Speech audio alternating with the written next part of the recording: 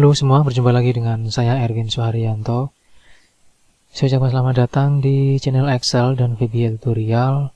Baik, seperti biasa sebelum kita akan membahas tentang aplikasi atau full tutorial aplikasi yang nanti kita akan bahas di hari Minggu ya. Di sini akan saya perkenalkan dulu. Untuk aplikasi yang akan kita bahas nanti adalah aplikasi inventaris ya. Inventaris dan peminjaman barang gitu. Jadi ini adalah inventaris kantor dan ada sistem untuk peminjaman barang juga. Nah, langsung saja di sini akan saya perkenalkan dulu untuk aplikasinya seperti apa cara kerjanya ya.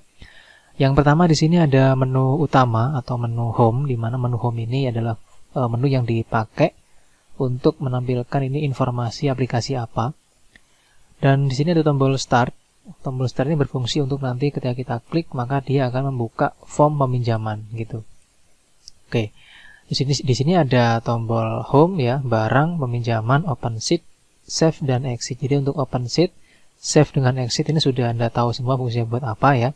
Kalau open sheet itu dipakai untuk membuka sheet dan menutup form supaya nanti kita bisa melakukan editing di aplikasinya.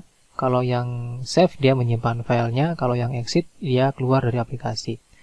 Nah, langsung di sini kita akan praktekkan dulu untuk yang pertama di bagian data barang. Nah, di sini kalau saya klik di bagian barang maka akan muncul di bagian tabel data barang. Nah, di sini masih saya masukkan satu barang dulu ya. Di sini kita menggunakan sistem scan barcode. Contoh di sini untuk barangnya saya akan tambahkan ya. Oke, untuk barangnya di sini kita tambahkan dengan cara klik tombol add. Maka di sini akan muncul ya untuk form barangnya. Tapi sebelumnya di sini Anda harus mengatur dulu ya di bagian folder ya. Nanti akan saya tunjukkan untuk form folder seperti apa di pertemuan atau di full tutorialnya. Di sini sudah saya atur ya foldernya itu di drive C dengan nama database. Nah, di sini langsung saya klik di bagian tombol add untuk menambah barang. Terus di sini kita masukkan barcode-nya dengan cara di-scan.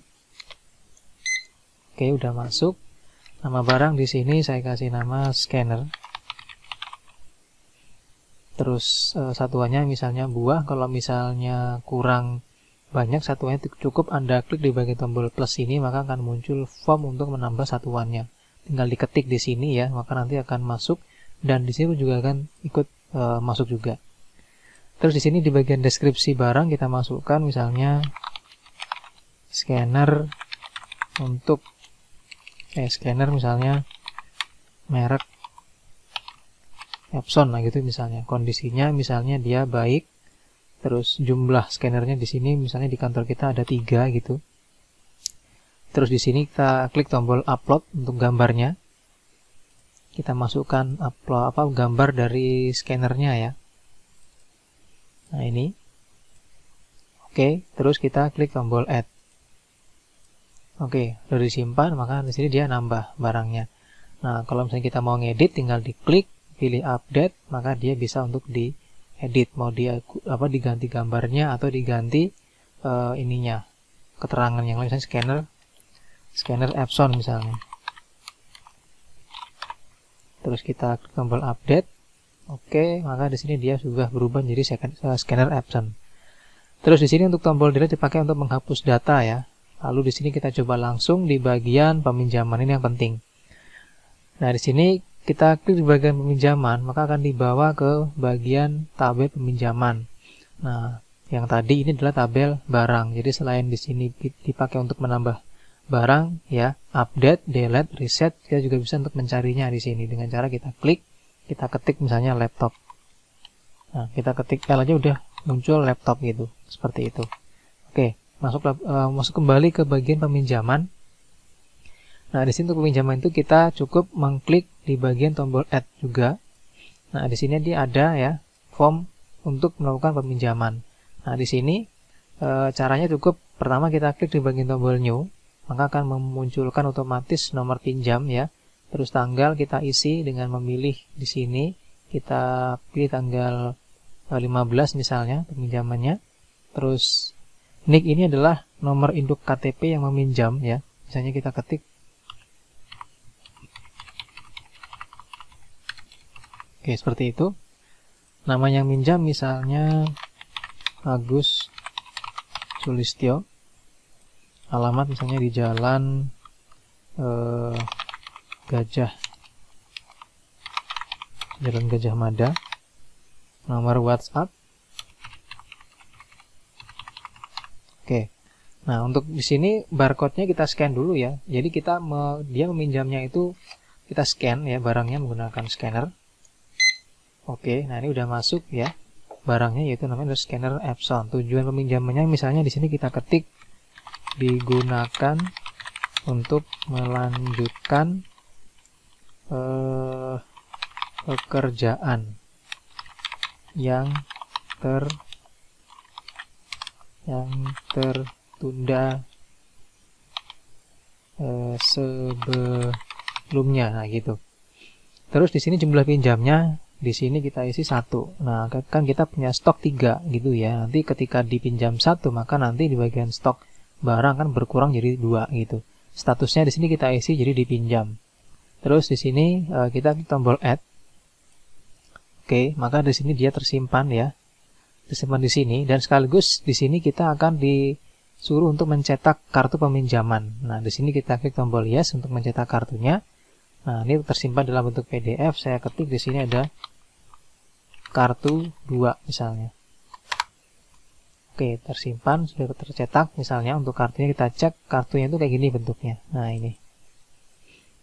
Oke, jadi dia itu ada keterangan kayak gini ya. Ini judul atau kop perusahaannya. Jadi nomor pinjamnya ini ya, hari, tanggal, terus nama peminjamnya, alamat, nomor WA, nomor KTP, terus barcode yang dia pinjam, nama barang, tujuan peminjaman, terus jumlah yang dia pinjam dengan kondisi yang dipinjam ya, barangnya gitu. Terus ini ada catatan ya, peminjam wajib untuk mengembalikan semua barang dan seterusnya ya, hingga terjadi kerusakan maka wajib untuk mengganti. Dan di bawah sini ada tanda tangan gitu. Oke, nah di sini kalau sudah selesai, maka di sini kita cek ya di bagian data. Nah, seperti tadi ini dia langsung berubah jumlah menjadi 2 ya, karena tadi dipinjam 1 gitu di bagian peminjaman tadi gitu. Nah, ini. Nah, sekarang bagaimana cara proses pengembaliannya ya? Untuk mengembalikan barang di sini cukup kita klik di bagian data yang dipinjam. Jadi keterangannya di sini ada tanggal kembali ya, ini ya. Ini kepotong ini, nanti kita perbesar bisa. Jadi tanggal kembali itu kalau kosong berarti dia di sini masih belum dikembalikan karena statusnya masih dipinjam. Kalau misalnya kita mau kembalikan, kita klik seperti ini, terus pilih update ya. Nah, dia muncul kayak gini. Tinggal kita ganti di sini. Terus pilih misalnya diganti jadi dikembalikan dengan tanggal kembali kita isi di sini. Misal tanggal 16. Klik OK. Nah, di sini muncul ya ada tombol pengembalian. Kita klik tombol pengembalian. Oke, ya. Maka muncul pesan pengembalian barang selesai diproses. Oke, nah maka di sini statusnya menjadi dikembalikan, terus tanggal kembali tanggal 16, dan kita akan cek di bagian data barang, harusnya dia berubah lagi jadi 3. Nah, seperti itu teman-teman. Maka di sini untuk proses atau untuk rekapitulasi atau untuk catatan data yang baru dipinjam sudah berubah menjadi dikembalikan, seperti itu. Nah, begitu juga dengan di sini itu bisa dikembalikan juga gitu ya. Oke, di bagian atas ini itu dipakai untuk mencari nomor pinjam ketika ketika dia mau mengembalikan barang gitu. Jadi kartu yang tadi dicetak ya itu diberikan ya ke ke orangnya atau kita simpan ya. Kita simpan, terus nanti ketika dia mengembalikan itu dimasukkan lagi datanya gitu maksudnya. Terus di sini ada lagi ya, ada filter. Itu filter dipakai untuk melihat data atau semua data, terus yang dipinjam itu ada berapa, dikembalikan tuh ada berapa gitu ya, dan yang hilang itu ada berapa gitu. Jadi kalau misalnya dia hilang ya maka dia barangnya tidak ada gitu. Jadi harus dipertanggungjawabkan seperti itu. Oke, demikian teman-teman ya sekilas untuk aplikasi inventaris dan peminjaman barang. Semoga bermanfaat. Nanti kita akan pelajari di pertemuan video selanjutnya untuk full tutorialnya ya. Oke, terima kasih sekali lagi dan sampai jumpa di video selanjutnya.